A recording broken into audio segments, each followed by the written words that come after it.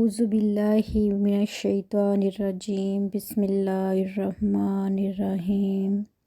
السلام علیکم میرے عزیز بہن بھائیوں، امید کرتی ہوں سب خیریت سے ہوں گے۔ اللہ تعالی ہم سب پر اپنی آسانیاں اور رحمتیں فرمائے، آمین۔ آج میں جس ٹاپک پہ بات کرنے جا رہی ہوں وہ ہے قبر۔ قبر کی پہلی رات کا منظر کیسا ہوگا؟ یہ ایک ایسا سوال ہے جس کی تلاش میں ہر دوسرا شخص نظر آتا ہے۔ آج میں اس سوال کا جواب آپ کے لیے اسلامی نقطہ نظر سے لے کر حاضر ہوئی ہوں۔ اس کے علاوہ آپ کو یہ بھی بتاؤں گی کہ آخر قبر انسان کو کیسے پکارتی ہے، کیا یہ پکار انسان کو سنائی دیتی ہے؟ حضرت ابو سعید خضری سے روایت ہے کہ سرور کائنات حضرت محمد صلی اللہ علیہ وآلہ وسلم نے فرمایا، لوگوں، لذتوں کو ختم کرنے والی موت کو کثرت سے یاد کیا کرو۔ قبر ہر دن اپنے مردوں سے خطاب کرتے ہوئے اعلان کرتی ہے، میں غربت اور تنہائی کا گھر ہوں، مٹی اور کیڑوں کا گھر ہوں۔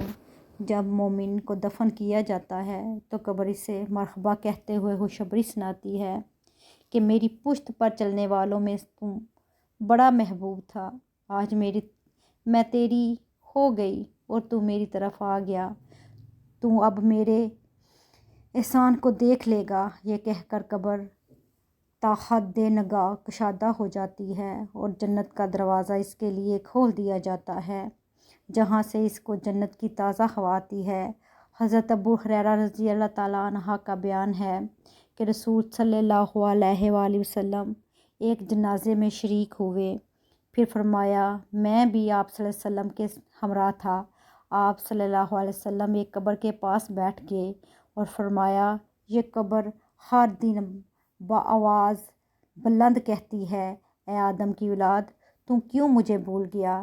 کیا تجھے یہ معلوم نہیں کہ میں تنہائی کا گھر ہوں، غربت کا گھر، وحشت کا گھر، کیڑوں مکوڑوں کا گھر ہوں، میں بہت تنگ گھر ہوں، مگر اللہ جس کے لیے کشادگی کا حکم فرمائے گا اس کے لیے کشادہ ہو جاؤں گی۔ اس کے بعد آپ صلی اللہ علیہ وآلہ وسلم نے فرمایا، اے قبر، تو یا تو جنت کا چمن ہے یا پھر آگ کا ایک تنور۔ حضرت ابو حجاج رضی اللہ تعالیٰ عنہ سے روایت ہے کہ رحمت عالم صلی اللہ علیہ وسلم نے فرمایا، مردہ جب قبر میں رکھا جاتا ہے تو قبر اس کو کہتی ہے، اے ابن آدم، تو ہلاک ہوا، تجھے کس چیز نے مجھ سے دھوکے میں رکھا؟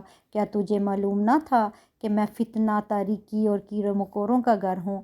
تجھے کس چیز نے مجھ سے بہکا کر نہ ڈر کر دیا اور تو میری پشت پر خوب اکڑ کر چلتا تھا؟ اگر وہ مردہ نیک ہوتا ہے تو اس کی طرف سے قبر کو جواب دینے والے جواب دیتے ہیں، اے قبر، تو دیکھ تو صحیح اس کے اعمال کیسے ہیں، یہ اچھائی اختیار کرتا تھا اور برائی سے روکتا تھا۔ یہ سن کر قبر کہتی ہے، بے شک یہ نیک تھا، اب میں اس کے لیے سرسبز ہو جاتی ہوں۔ مردے کا جسم اس وقت منور ہو جاتا ہے اور اس کی روح اللہ تعالیٰ کی طرف بھیج دی جاتی ہے۔ حضرت عبداللہ بن عبید رضی اللہ تعالیٰ عنہ سے روایت ہے کہ رسول صلی اللہ علیہ وسلم نے فرمایا، مردہ قبر میں بیٹھتا ہے اور ان لوگوں کے پیروں کی آواز بھی سنتا ہے جو اس کے جنازے کے ساتھ قبر تک گئے ہوں۔ مردے سے اس کی قبر کہتی ہے، اے ابن آدم، تیری ہلاکت ہو، تو نے میری تنگی، بدبو اور کیڑے مکوڑوں کا خوف نہیں کیا، اس لیے تو نے ان چیزوں سے بچنے کے لیے تیاری نہ کی۔ بدعمال مردے سے قبر کہتی ہے، تجھے میری تاریکی، میری وحشت، میری تنہائی اور تنگی اور میرا غم یاد نہیں رہا؟ اس کے بعد قبر اس کو جکڑ لیتی ہے، جس کے بعد اس کی پسلیوں کی ہڈیاں ایک دوسرے میں پیست ہو جاتی ہیں، جبکہ نیک بندے کے لیے قبر کشادہ کر دی جاتی ہے اور اس کے دائیں ایک کھڑکی کھول دی جاتی ہے جہاں سے اس کو جنت کی ہوا آتی ہے۔ اللہ پاک ہم سب کو قبر کے عذاب سے بچائے اور ہم کو نیک اعمال کرنے کی توفیق عطا فرمائے، آمین یا رب العالمین۔ جگہ جی لگانے کی دنیا نہیں ہے، یہ عبرت کی جا ہے، تماشا نہیں ہے میرے بہن بھائیوں۔ اس لیے اچھے اور نیک اعمال کریں اور اللہ کے عذاب کو آواز نہ دیں اور قبر کے عذاب سے بچیں۔ میں دعا کرتی ہوں کہ اللہ ہمیں قبر کے عذاب سے بچائے اور اپنے نیک بندوں میں ہمیں شامل کر لے۔ آمین یا رب العالمین۔ جزاک اللہ۔